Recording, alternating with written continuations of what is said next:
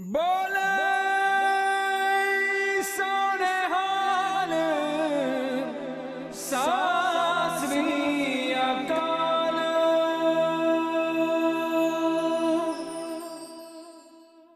Waheguru Ji Ka Khalsa, Waheguru Ji Ki Fateh. Welcome to a brand new edition of Encounters here at Akal Channel. Today we're going to be discussing a hot topic at the moment. It's extremism in light of the incident or attack at Westminster, which the motives for are still up in the air and are still being investigated. But in light of those, in light of certain things going on in our own Sikh community and across the world, we've asked the friend of the show, Jaswant Bhora, Waheguru Ji Ka Khalsa, Waheguru Ji Ki Fateh. Good evening. Welcome back to Encounters. If for those of you who have not met Just before, Jaswant is an author and a terrorism researcher. He's the author of a book called Safeguarding Against Extremism, a new approach post 7/7. And also he is the go-to guy for the Encounters whenever we need some advice on extremism, radicalization and terrorism, whether it's domestic or international. So without further ado, let's have that conversation. Jaswant, welcome. Thank you. With regard to what we've just seen a couple of weeks ago, what was that? Was it terrorism? It's interesting you should say that, because in light of what we all saw, that, and obviously our prayers and thoughts are with the family, those victims and concerned. Absolutely. It was a very, a shock or an awakening to us within the UK, having experienced 7/7 London bombings. We had a different style of attack by a particular individual who incidentally had apparently a background in crime. He'd been convicted in the past of criminal offences, nothing related to terrorism as far as the MI5 was concerned, though he was on the radar. And his style attack duplicated or replicated that which took place within Paris and Nice and some of them other places, and we've seen that quite commonly. So in terms of that particular attack, which you can see his physical motives for what he was doing, but eventually it came out and through the media and reports, which is still currently being investigated and being looked more in depth, of ISIS apparently saying that he was one of their advocates or representatives in terms of conducting this particular attack. But is that not simply adopting something post sort of result, for want of a better phrase? I mean, that's a poor phrase, but have they not just adopted the result? Well, yeah, I mean, they can probably claim responsibility without no one having any evidence to suggest or contest otherwise. They can turn around and say, well, he was one of ours, just to incite fear, just for the purpose of, getting the governments to sort of, consider what they're saying in terms of their policy or religious views or ideology. So there is certain factors that we need to look at in order to establish the legitimate kind of reasons and motives behind these particular attacks, and also those claiming responsibility. Now, when that does come to light and it's a lot clearer, we are aware of what Mark Rowley, kind of one of the leads for counter-terrorism unit in the Met Office, and he shared his concerns that day and the day after. But also it came out, as I said, to light that eventually ISIS is claiming that. Has this individual had any links to terror groups? It's all been reviewed and looked at. And yes, he was, this is what is disturbing as far as UK born nationals are concerned. He was from the UK, was born in the UK and raised in the UK. So obviously a Christian. Yeah, well, yeah, apparently he had certain beliefs and values and converted. And we've seen a lot of convergence take place to different faiths, and obviously because it's Islamic inspired or whatever, it could be Sikh or whatever the case. But in this particular case with Parliament and this individual, and in converting on that basis, and resulted in that attack, we don't know what caused it. Was there a pathology involved? Could we talk about psychology of crime? Was there the concept of notion of pathway involved? Was he an aspiring terrorist, someone who was on the periphery but was interested? Did he attend any marches like we've seen with the killer of Drummer Lee Rigby, with Aljam Chowdhury and listen? So all these things have to be yet reviewed and looked and sort of put into a context where we can either distinguish or determine, agree or disagree, was this a direct result? Well, one thing we can agree on is he was a violent individual before he ever converted to being a Muslim. And this is one of the interesting, you say that notions of terrorism. What I mean notions where a person that becomes involved in terrorism 95% of the time gets himself involved in some form of violence against the state, against governments, or policy holders, whatever the case. So it's an individual where he's on a particular crusade. I mean, prior to all that, you can see him, a law-abiding citizen, somebody who he's got a nice personality, and people want to get to know. Similar to that of Sadiq Khan, the ringleader for the 7/7. He was in a school. He was a nice individual. He was approachable. So where did he have that tipping point whereby he became violently and aggressive and verbally and orally and in his speeches, which were released on video after some of these attacks? But there's nothing that yet has come to light regarding this particular individual of any known speech that he's made. I'm not far from my recollection. None. So we have to look at that currently in isolation in terms of that individual to distinguish, was anything made, was any material. We could talk about material being disseminated and propaganda and all this kind of stuff. But obviously, up until in the UK now, we've had since post 7/7, 60 people that have or thereabout been killed as a direct result of terror attacks in the UK, including those in the London bus and that time, including Drummeley, Rigby and these individuals. And unfortunate that is, we've had several hundred injured victims and bystanders, innocent civilians. So it seems that there seems to be some sort of pattern emerging in that sense. Now 60 is quite disturbing for a country that's got a very strong infrastructure, it's got built on democracy and a level of intelligence and expertise here. We tend to respond quite quickly. So that figure, currently we don't know to what extent that will grow in years to come, and God forbid. With regard to extremism and homegrown extremism, on the rise at the moment, post sort of Brexit, is sort of racial fundamentalism of a kind that we're not quite used to here, not on the level that we obviously our generations before this have been used to it. We're accustomed to it from having hostilities when first arriving in Britain. But what we're seeing now is a more vehement version of it, no? Yeah, I mean, when you talk about racism and religious xenophobia, when you talk about these factors, yes, they are aspects where people can use to become radicalized, because if people feel marginalized, if they feel kind of oppressed, then they're going to respond in some way, shape or form. We see it in school playgrounds, people have a fight over these kind of issues, you call me a name and etc., and black and white and Asian, whatever, you see name calling taking place. But let's look at it at the more severe end of the spectrum as far as terrorism and extremism is concerned. If somebody is targeting someone on the basis of their race or basis of their colour, and we have legislation in place for that can address that, then we have a very big problem, because, like, for example, the Sikh or the Muslim community may feel marginalised and oppressed because of the fact that governments, are not really taking any straight action against certain injustices as they may perceive them. Then that in itself could be labelled, and we could class these governments as people who are not listening, who are discriminating on certain grounds. These are some of the arguments that are coming up, aren't they? So in terms of the race factor and the race argument, and some of them have used that to some extent, though a lot of the religious element comes out.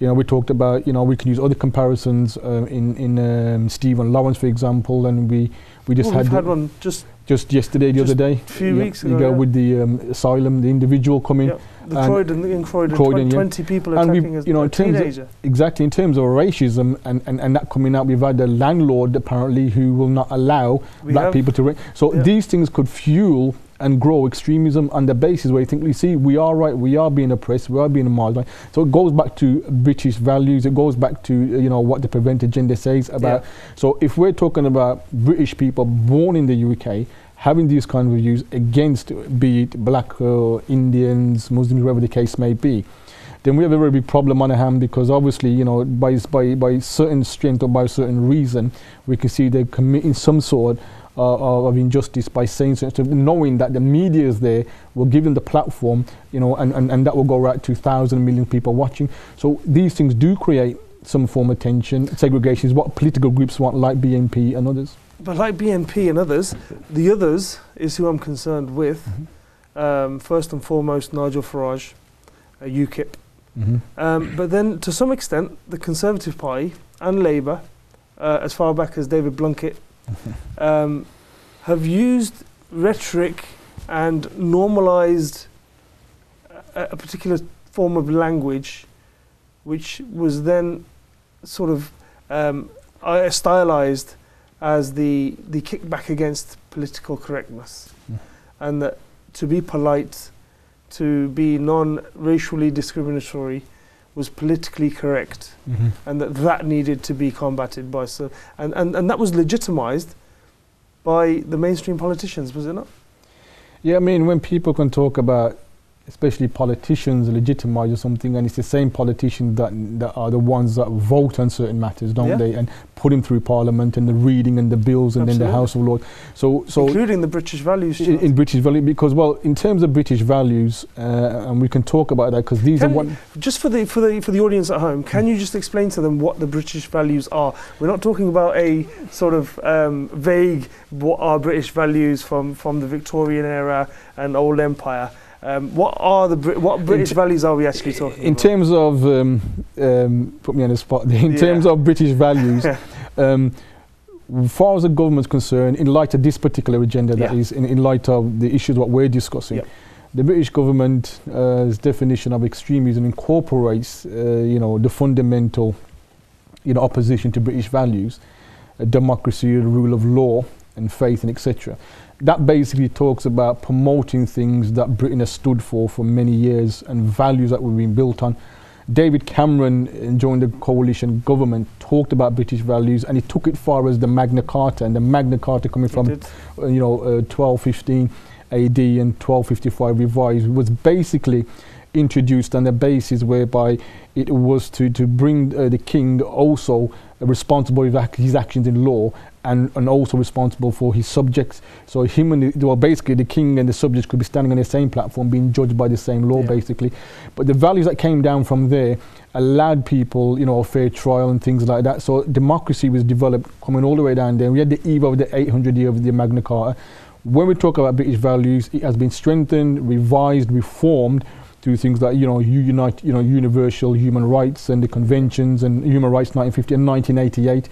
These are more modern treatment of what we say is the Magna Carta. Though the Magna Carta, in terms of British values, has had a place in US Constitution. It was instrumental in influencing Human Rights Act and things like that. And when David Cameron picks it up and talks about it, and we see that in the revised version of the Prevent Agenda 2011. British values is really saying what we've been built upon, things like having a legal system that deals with equality, a legal system that is fair, a legal system that you can appeal with. We're talking about an economic structure where we will input and in things like even in the past in social terms, abolishing slavery. So British value is very broad, but he points out to certain key events in history. So when we talk about British values, it's like how are we working together in union and partnership to build a better Britain, to build a better life for the different citizens and things like that, really. Would it be fair for me to say that it was the marrying of rights and responsibilities, and that you have the right to do X, Y, Z, but you also have a responsibility when carrying out X, Y, Z, not to create A, B, C? Yeah, well, this is it. So when you're talking about British values and the definition for us as the Prevent Agenda is concerned, and obviously we can only concentrate on Britain, which way we are. Yeah. And we have, we've thrived on a lot of history, haven't we? At the end of the day, and England, apparently, in history teaches and dictates to that it's accommodated, all different religions and faiths into come to this country, and being a Christian country built on Christian values, it still enables tolerance, doesn't it, of other faiths, and that's what the Prevent talks about. And being British is not really of essence saying you have to be white of origin, it meaning the values that you stand up for, some of the attitudes and beliefs incorporated into that. So when people, going back to what we said earlier, will take up an ideology to damage that, to look at disrupting that because of whatever they believe, and some of it is quite severe, and we can see that with ISIS, then we have to review it in a light to say, well, to what extent do we now turn around and alter that because of the threat from terrorists or the threat from individuals? Governments seem to be undeterred by that. Theresa May, the Prime Minister, has made it clear with this attack that took place in Parliament that we will not be threatened or we will not be scared of what terror groups say, though we have to also take in consideration that terror groups feel successful on attacks, because one of the objectives of terror groups, be whoever they are, is to incite fear, is to divide communities on a particular basis. and to some extent it feels like they're being successful. However, to other extent, it seems like, for want of a better word, that there's still much work to be done in order to build a better, stronger community. With regard to fear, to what extent would you say that minorities and ethnic sort of groups, subgroups, feel when they're using public transport? And only 2 months ago, a Caucasian British man was running through a train screaming, "I want to stab a Muslim," and stabbed a Muslim. Mm-hmm. Is that not terrorism? Is that crime? Well, when he said, well, this is, you see, we've got to look at things like hate crimes. Now, an act of terror, has to be some form of strong ideology there, apparently. By definition of the Terrorism Act 2000, anybody who advances, and strictly speaking, their ideological cause, political cause, or religious cause through the means of violence will fall into that bracket, because prevent is always about stopping he was tried as a criminal. Well, this is what I'm saying, in terms of stopping a terror attack or preventing people supporting terrorism. Now, to compare that to this case, the individual who said he wanted to stab a Muslim, and hate crime apparently, according to some statistics, is on the increase. We've had that case we discussed earlier a few minutes ago, comparing to this individual, and cases all over different parts of the world. So in terms of that, he was someone who had a hatred for Muslims, be it because of the issues around terrorism in the UK, be it because of what's going on in Syria and the Assad regime, whatever the case may be, he felt that he wanted to target that. So that would have fallen into a hate crime against a specific group. Now, if he had an intention and he put together a plot, for example, with the intention of causing mass destruction because he was associated or linked to a particular group, would be even more distressing and alarming. The thing about lone wolf individuals compared to the, people who are part of a cell group of an operation has a bigger magnitude in terms of how we review that. So, not that I'm trying to compare the two at all, but would the attack on Lee Rigby be comparable in sort of intention to the attempted beheading of a Sikh boy in Cardiff several years ago? Well, if you're talking about, because the killers of, well, Drummer Lee Rigby, which the police enforcement services stopped because he wanted to become a martyr, which he failed to do so. So, that Michael Adjwala, it was clear from history and from evidence that he attended certain marches, listened to certain sermons from a strong ideological perspective and stronger religious views, which gradually showed to us the radicalization process materialized into a terrorist attack. Yeah. A terror attack because of, and obviously he deliberately targeted the barracks. He was searching for them online, he was looking for them. So that was quite planned, wasn't it, in terms of his intention and his motive. And now, as far as that case is concerned, with the individual who was, as he said, beheaded, attempted to be beheaded. Yeah. Now we have to review it and see if there were similarities that we can draw inferences from to suggest that it was ideologically driven. He had self-radicalized himself using the internet. Well, yeah, looking at white supremacist sites. So then you can see there's some strong evidence to suggest that, it's a bit like the victim, because of the Drummer Lee Rigby attack, that there was an Indian Sikh who was attacked in Wales going into a shop, wasn't he? Yeah. Now he was attacked. That's who I'm talking about. So in terms of that, that's what happened when that white individual, that white male, targeted that Indian man, that Sikh man, and for revenge basis. And this is where we have a problem within the UK and other parts of the world. Same post 9/11, when the attack took place, and obviously Al Qaeda claimed full responsibility for that particular attack. The first person apparently that was targeted and killed because of what happened in America was a Sikh man. So it seems as though, to some extent, some individuals are putting all Asian people, irrespective of your religious beliefs, into the same category. Yeah. Some, only the wiser if they are looking to target specific individual because they understand the distinction between what a Sikh looks like, or what a Muslim believes, or what a Hindu believes, or etc. So we have a big problem now, and this is where, to what extent is the British population, we talk about British values, aware of their values that teach them and inform them of other faiths in terms of, not using violence, because, it's promoting the legal system to take that action for them. So we have a big problem as far as that is concerned. But with the UK and the radicalisation of the indigenous population, is it not simply the fact that they're looking for a target that is the other, and they're looking at a community, or like you say, they're focusing on a subsection of that community and recognising one from the other, and seeing that a Muslim is not a Sikh and vice versa.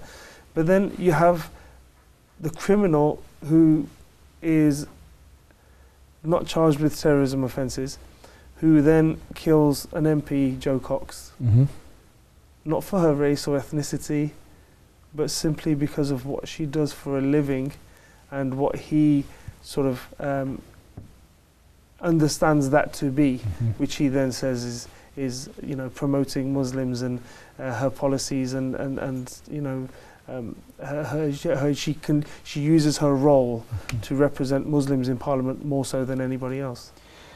And this is the threat from their own British population, and I mean that to say, for example, compare that to, and I'll discuss that, and compare that to EDL, who were formed on that backdrop of where the government's slow response to the threat of Islamic terrorism, the threat of Islamic and Al-Qaeda predominantly at the time, and that's because of 7/7 and other mitigating factors that came into that. So, and they were formed with the notion of conducting protests and lobbying Parliament and etc. But now, as far as this individual is concerned, he went a step further now. As far as we know, we don't know any evidence to suggest EDL have been involved in any terror, death or attacks, as far as we know, on other communities. But as far as this individual is concerned, who was a member of a particular group and killed and murdered Jo Cox in broad daylight. Now the problem is, well, there was a monumental move that took place. Amber Heard, the Home Secretary, last year, October, November, moved to proscribe that particular group that were responsible, and that is the first far-right group in the UK that has been banned from operating under that particular banner.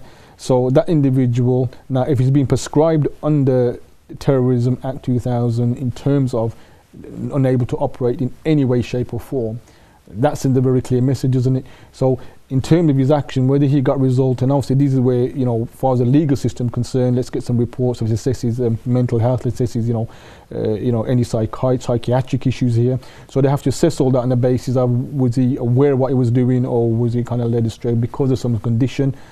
But as far as the government and Home Secretary was concerned, they moved to ban the group from operating. Now the problem we've got is, if you get groups like that constantly, emerging and coming, then we're going to have a very big problem on our hands as far as the far right is concerned, and as far as other groups are concerned, that will now turn against each other on that particular basis.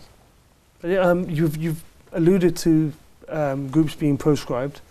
We are going to have to take a break now, but we'll come back to that, because there's something a little more closer to home that I'd like to discuss with you regarding proscribed groups in the UK. That's all we've got time for the first half. Join us after the break. We'll continue this kind of conversation about extremism.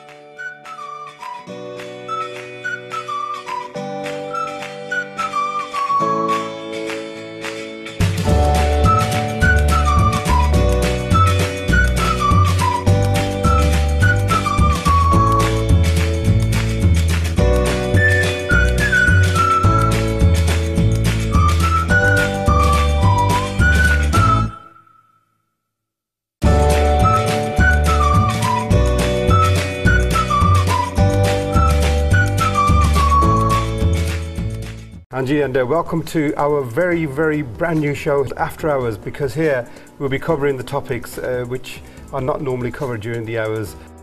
अकल बादाम खा के नहीं आंदी, अकल ठोकरा खा के आंदी.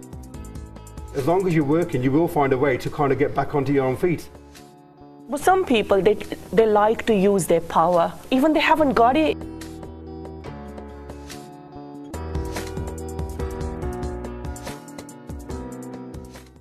ਵਾਹਿਗੁਰੂ ਜੀ ਕਾ ਖਾਲਸਾ ਵਾਹਿਗੁਰੂ ਜੀ ਕੀ ਫਤਿਹ। ਪਿਆਰੇ ਦਰਸ਼ਕੋ, ਅਕਾਲ ਚੈਨਲ 843 ਇੱਕ ਨਵਾਂ ਪ੍ਰੋਗਰਾਮ ਲੈ ਕੇ ਆਪ ਜੀ ਦੀ ਸੇਵਾ ਦੇ ਵਿੱਚ ਹਾਜ਼ਰ ਹੋ ਰਿਹਾ ਹੈ।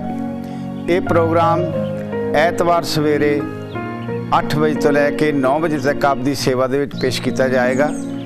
ਇਸ ਪ੍ਰੋਗਰਾਮ ਦੇ ਵਿੱਚ ਆਪਸੀ ਵਿਚਾਰਾਂ ਹੋਇਆ ਕਰਨਗੀਆਂ, ਆਪ ਜੀ ਦੀਆਂ ਫੋਨ ਕਾਲ ਹੋਇਆ ਕਰਨਗੀਆਂ ਆਪ ਜੀ ਦੇ ਵਿਚਾਰ ਜਾਣਨ ਵਾਸਤੇ, ਤੇ ਇਹਦੇ ਵਿੱਚ ਅਸੀਂ ਤਾਜ਼ੀਆਂ ਤੋਂ ਤਾਜ਼ੀਆਂ ਖਬਰਾਂ ਅਸੀਂ ਆਪ ਜੀ ਦੇ ਨਾਲ ਸਾਂਝੀਆਂ ਕਰਿਆ ਕਰਾਂਗੇ। ਸੋ ਵੇਖਣਾ ਨਾ ਭੁੱਲਣਾ 843 ਅਕਾਲ ਚੈਨਲ ਹਰੇਕ ਐਤਵਾਰ 8 ਤੋਂ 9 ਦੇ ਦਰਮਿਆਨ। ਵਾਹਿਗੁਰੂ ਜੀ ਕਾ ਖਾਲਸਾ ਵਾਹਿਗੁਰੂ ਜੀ ਕੀ ਫਤਿਹ। बोले सोने हाल सत श्री अकाल।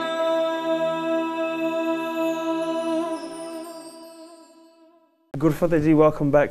We're still here discussing extremism in the UK and globally now with Jaswant Bhora. So Jaswant, you alluded to prescribed groups, that a particular group had become the first white supremacist group to be proscribed in the UK. The UK in 2000, when the anti-terrorism legislation was brought in by Tony Blair, prescribed to Sikh organisations at the time, one of them being the International Sikh Youth Federation and the other being Babra Khalsa International. Of the two, one has since been de-proscribed. What are your opinions, because I know you've done a bit of research regarding the two, what are your opinions of why they were proscribed in the first place, and should they both have been de-proscribed up to now? That's a very Loaded question.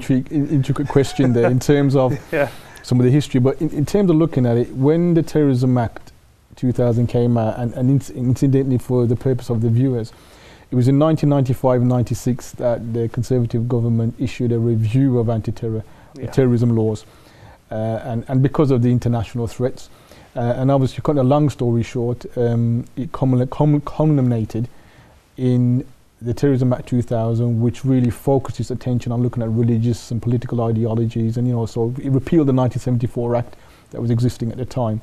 So the 2000 came obviously as a result, and Tony Blair continued with that, and that brought about the power to prescribe and ban groups from operating in the UK. And obviously, as you mentioned, the ISYF at the time, which was prescribed in 2001, but in groups like the International Sikh Youth Federation and Babra Khalsa International, now the history between the two, and some of you lot are more the experts in terms of understanding that, but some of the history between Babra Khalsa International coming way back from Operation Blue Star because of the attacks on the temple in Amritsar, and even before that has a history. But let's look at ISYF briefly.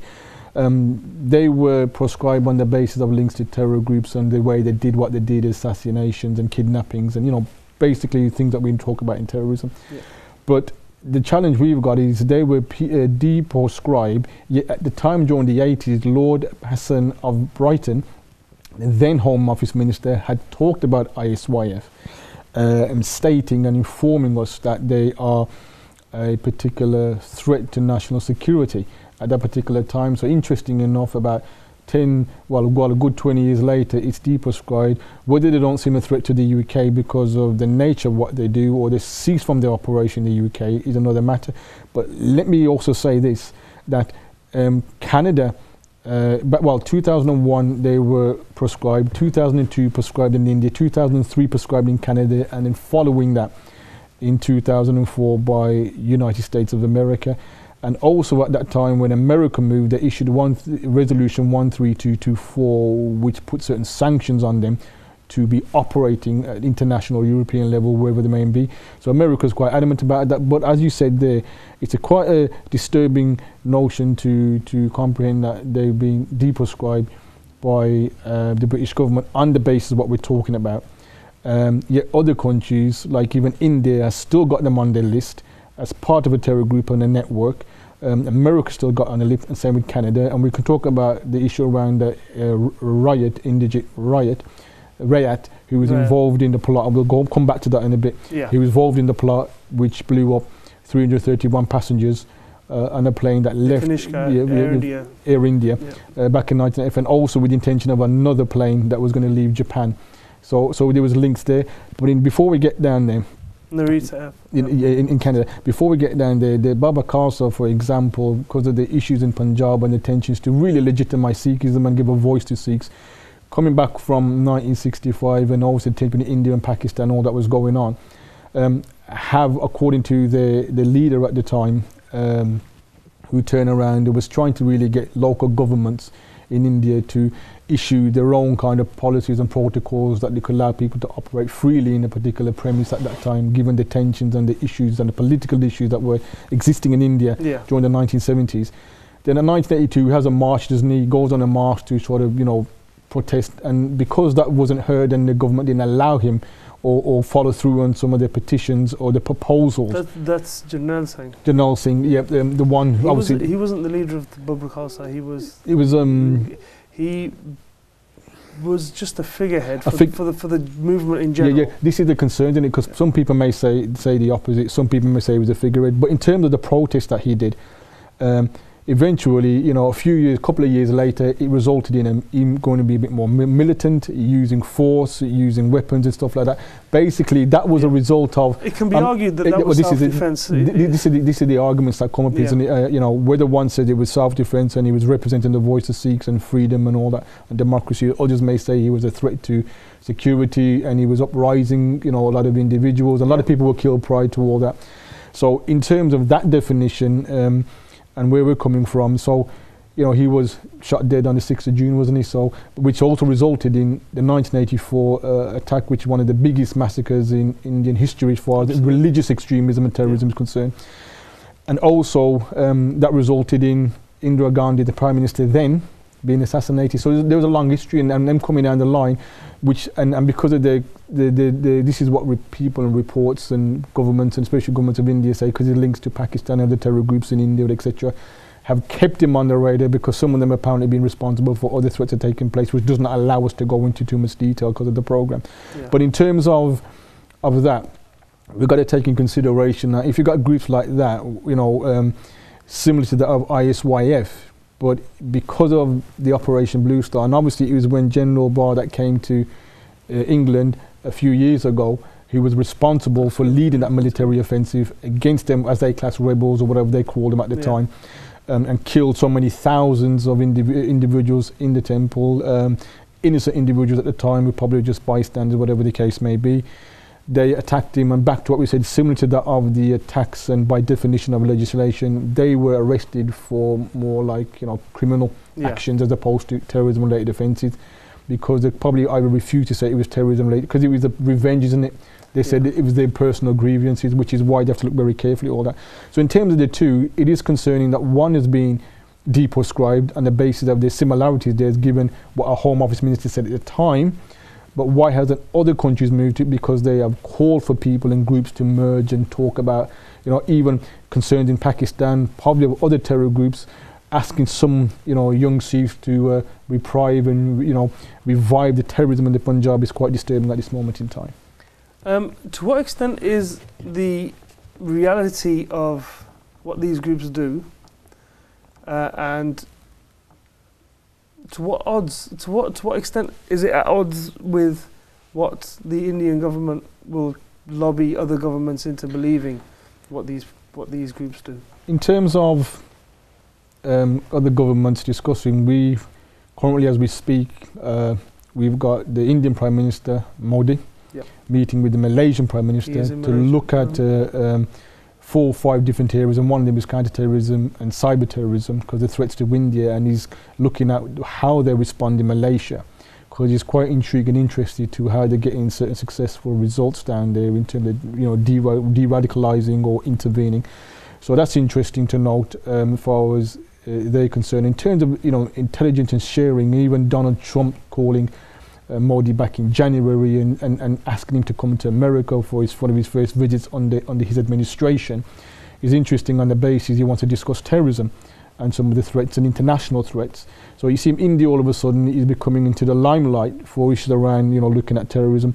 So as far as the director of their intelligence and services is concerned, Rav Johi, I think his name is, his job is responsible is to look at the threat levels, assess the threat levels like we do in the UK, MI5, MI6, Yeah. and see to what extent is quite critical. Now, there is also an interesting notion here that currently in India there's about 37, 38 terror groups that are banned from operating in India, and ISYF is one of them, and Baba Khalsa is one of them. Yeah. But compared to England now, for example, we've got 70 that are banned. So wouldn't it make more sense, or logically speaking, you would assume that there should be more banned in India because of the nature where they are on border with Kashmir and Pakistan and Tamil Tigers and all the other terrorist groups from operating, as opposed to England banning even more. But England are very concerned about the threats and they respond to that on the basis of intelligence. That's what India needs to look at, is the intelligence where it's coming from and kind of respond to it on that particular basis. So when they're talking about moving to ban groups from operating, because what people need to know as well, as far as kind of certain reports are concerned, or even certain people's kind of views, but more to do with some of the media or some of the call from what's happening in Iraq, that even ISIS have called for terror attacks to take place in India. We've already experienced Mumbai 2008, but they have now, part under their intention and ideology of the narrative and the caliphate, is to look at how they can start influencing other countries, and they have called for attack. And apparently I'm led to believe there was a particular attack on a train that took place that seemed to be quite successful as far as ISIS is concerned in March this year. And equally they've called China. Did ISIS take responsibility? They said they have called for attacks to take place, because this is part of their old global jihadist ideology, is to use jihad where they feel it is justified in certain cases, you know, and this is some of the cases is justified, because anyone that collaborates with an enemy of them, you know, is classed as somebody that, you know, needs to be my enemy is my friend. My friend. So on that basis. But do we have to temper these things with the knowledge that not all countries operate at the same level of honesty? Say, for example, when England bans 70 organisations, India only bans 35. Is that in any way indicative of India being lax to a point where they will tolerate a certain level of terror threat which will justify a particular kind of state repression? Well, as far as India is concerned, and obviously one of the biggest landmarks, as we discussed earlier, was the issues around the temple in Amritsar and other groups. Even before this, there's been a bit of history, because the tension in Kashmir fueled a lot of grievances for the people as concerned, isn't it? So in terms of that, for them to move to ban terror groups, either the level of intelligence is probably not strong enough, they're not convinced enough. In terms of even terror plots, if they put that into the equation, you know, we respond quickly because we look at our threats to national security and our defense, for the Ministry of Defense and others are concerned, and our defense secretary kind of appeals to kind of United Nations and other NATO to look at some of these issues, and they're willing to fund that on that basis. As far as India is concerned, we also have to take in consideration to what extent are they funding programs or funding other countries to look at state responses to terrorism. And I think India now is trying to, it seems as though the Prime Minister is going to other countries to learn of how they can look at certain ways and strategies of intervention and minimizing the risk, whether it's through looking at programs in schools and whether it's looking at, you know, cohesion and trying to, because we've got over 200 million Muslims, for example, in India. And obviously there's issue around, he wants to make sure that, you know, in terms of madrasas are concerned, he can support that to help minimize any potential risks or grooming or grievances from taking place. So they're trying to look at what they can in the best possible way. But I do believe they need to review it in the light, because as far as India is concerned, they're on the board with Russia, and we know what the tension, because obviously up until today, even yesterday, Russia's been responsible for bombing with chemicals, and children have been killed on that basis, allegedly.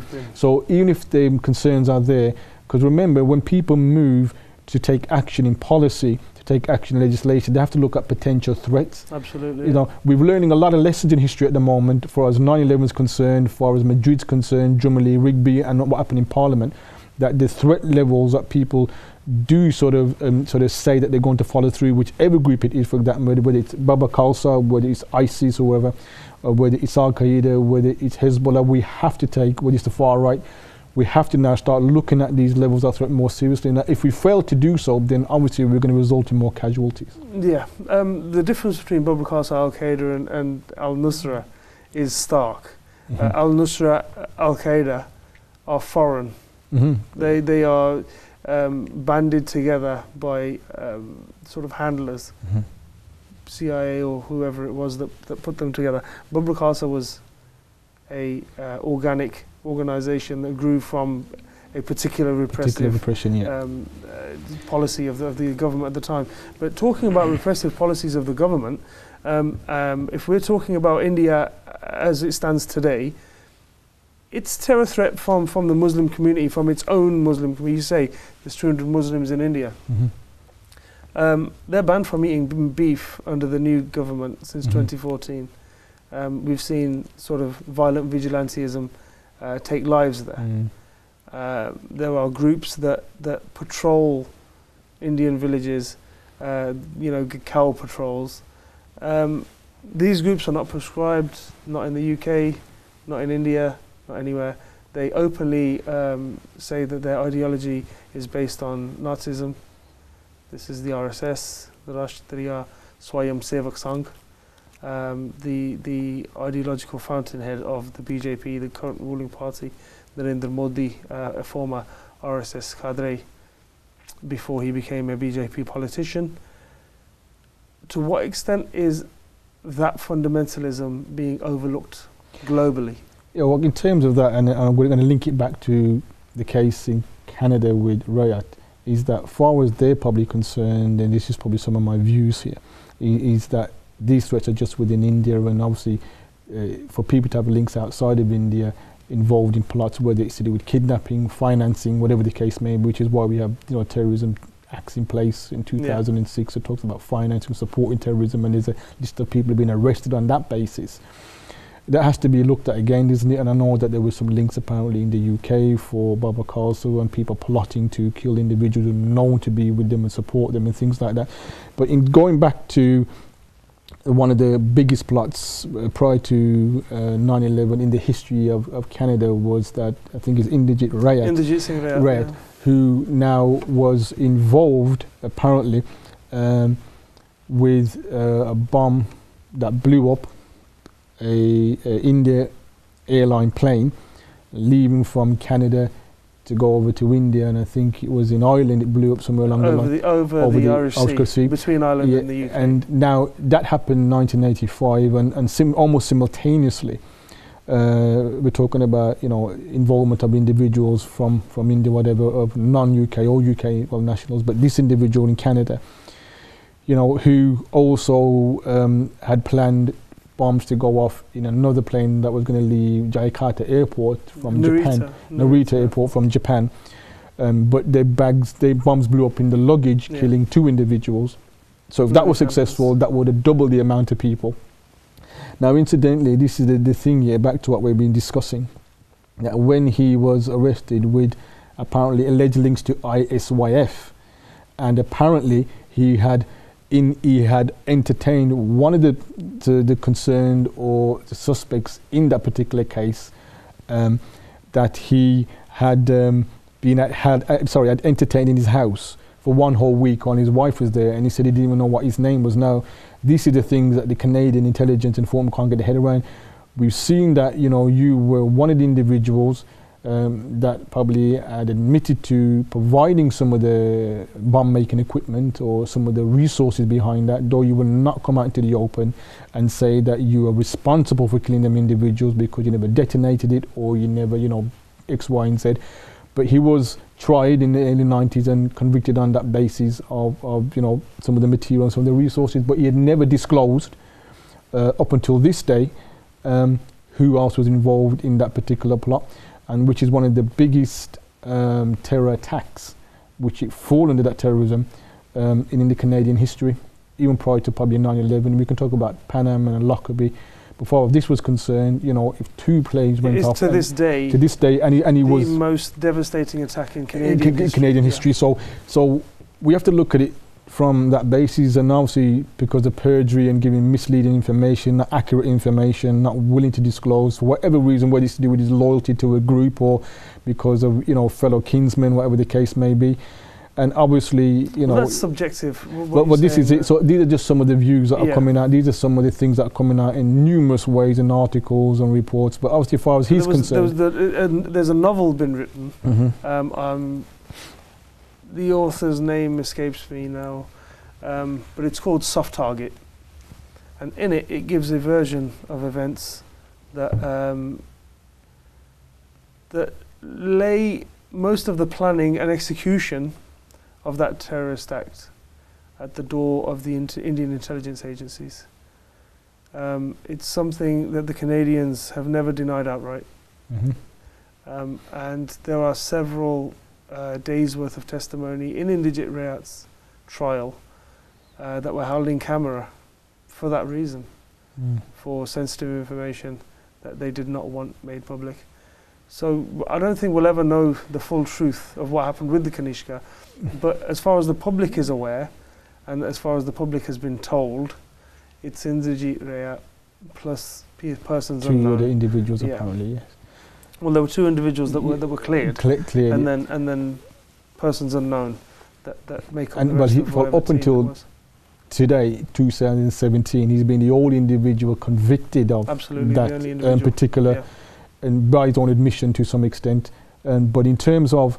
But surely CCTV would show you who put that plane, who put the luggage on the plane. But this is it, though. You see, but there's no CCTV footage. It's all good using someone who's aiding and abetting a particular cause, because there's criminal penalties for that, and there's, you know, sanctions in place for all that. Yeah. But someone who's the ringleader now, who's the main, a bit like, you know, Al Qaeda's ringleader, a bit like ISIS, you know, Baghdad, all them. That's who they're really after. Now, yes, it's devastating to know that, you know, an individual may have supported that up until a point, but to get the ringleader is to get the whole organisation in essence. Now, he will not speak on that particular basis. Somebody check those bags in. Well, this is it. These are some of the... That's the thing. These are some of the enigmas. This is what's baffling intelligences and security experts. And obviously, we've got to look back from 1985, to what extent was the level of intelligence and CCTV accurate enough or advanced enough, you know, or kind of available worldwide. We're talking 20 plus years on, where now, you know, we're talking, you know, we've got drones and we've got everything taking place. But you'd have passenger lists of who checked in. You'd have passenger lists. CCTV, yeah. But that somebody checked those bags in. Somebody checked their bags in, but you have to get the evidence to turn around and link that individual as the mastermind behind only 4 years later, a part of a radio, civilian radio, was traced back to a particular shop in Malta that got Mohammed al-Bagrahi convicted of the Lockerbie bombing. So somebody checked those bags in. Well, this is it. And both in Narita Airport and at Pearson. Well, this is it, and yet we have to still stand in awe and in speculation and scratch our heads to say, well, you know, there is somebody apparently, Indian Rayat, who allegedly, or whichever you want to see, knows possibly who was behind these attacks. But as we've seen it, and it is very clear, he's been unwilling to share and talk about some other individuals. He has been. Yeah. So we're talking around, yes, he was given some sort of curfew order in the form of control order, as we know it in the UK, in similar version in Canada, and he couldn't go certain places. That has now been lessened to some extent, where he's allowed a bit more freedom to move. But the potential threat, for certain people are concerned, still remains. Now, the question we got to ask is, obviously, everything will be monitored from him, and we know that without a shadow of a doubt. That goes the same for Abu Hamza, Abu Qatada, all these individuals who have been linked. Now, if you compare him, Indrajit Singh Ray, a Sikh individual, the extremist by definition for some, comparing him to others now, he's on the same level if he is the ringleader or if he was responsible solely for these particular attacks. If he was, then yeah, he would be on the He'd same be on the level. same level. Absolutely. So, yeah. so far as the British governments are concerned, and obviously they'll support any other state, and go back to say like with India and looking at this stuff, and even counter-terrorism unit officers that will fly to countries like India to look at intelligence and link to other groups and potential risk and plots, whether it's Baba Khalsa, ISYF or whatever. Even though they're deproscribed, they're still in the back of the mind somewhere thinking maybe this can revive it, because if you've got terror groups operating worldwide and calling for radicalization of youth in countries like India and Pakistan, and that's why the Indian Prime Minister is having talks about the concerns of youth and Sikh youth and being radicalized. That's on his agenda, by the way. Then we know for a fact that the threat level is still, it remains, it's still quite existent, it's still quite strong in terms of if these are being fueled now we also have to consider if they're being financed by other terrorist groups. Now they might not want to get involved in their politics, they may not want to get involved in their religious disputes, but just on the basis to cause mayhem, to cause fear, to cause a state to kind of yield and bend towards some of their demands, they will support people on that basis. It's a bit like if I see your cause and I find that your cause is profitable for me and the base advancing my cause, I may not agree totally with what you've got to do, but I will help you support that. Then that's as far as some people are concerned. And this is why the concerns that are coming out apparently is that groups in Pakistan with no links to terror groups are showing young youth, and some of them are Sikh apparently, I'm led to believe, of videos of what happened back in the attacks in Golden Star at Amritsar. Operation Blue Star. On the basis of radicalizing, on the basis of getting them now, to sort of buy into the ideology and use whatever means necessary to radicalize them. And that's what propaganda does and material does and the media does. So we have to take in consideration that's how people grieve these grievances. Is that a case of propaganda both ways though? Yeah, well, depending what you mean by both ways. What I mean by that is, if we're talking about possible government being concerned about the revival of Baba Khalsa, for example, there would only be revival if there was something on the ground that changed significantly. Because remember, Baba Khalsa was an organic sort of creation, like a legitimate movement. It was a creation of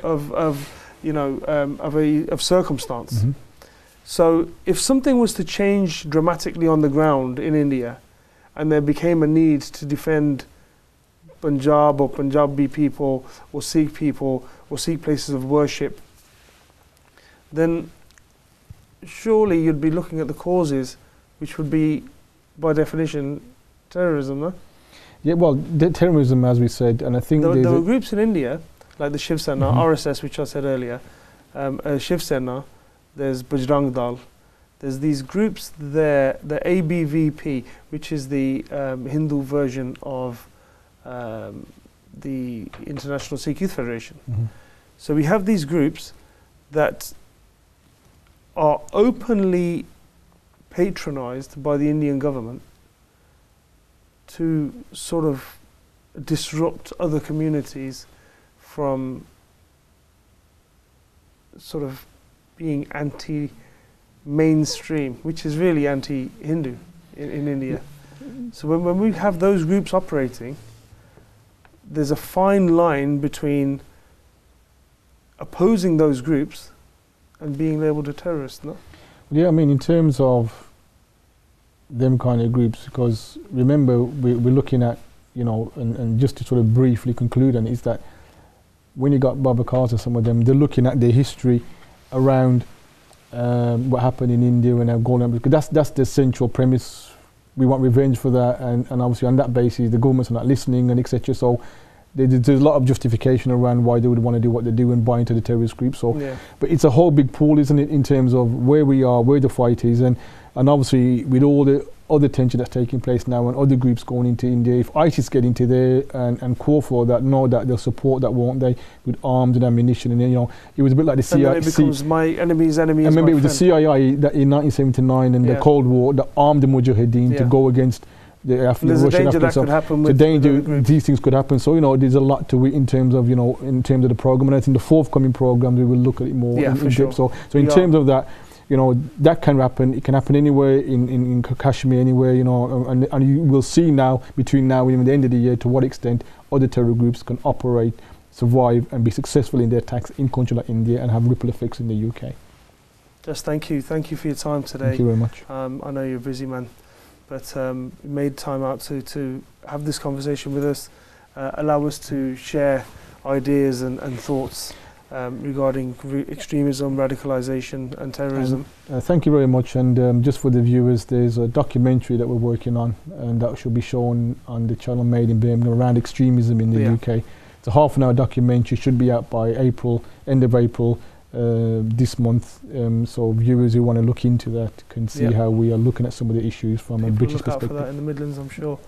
And that's it for today for Encounters. Join us again next week. We'll be talking to a very ordinary person that is going to be explaining some extraordinary things. So look out for Encounters next week, same time, same Akal channel. Waheguru Ji Ka Khalsa, Waheguru Ji Ki Fateh.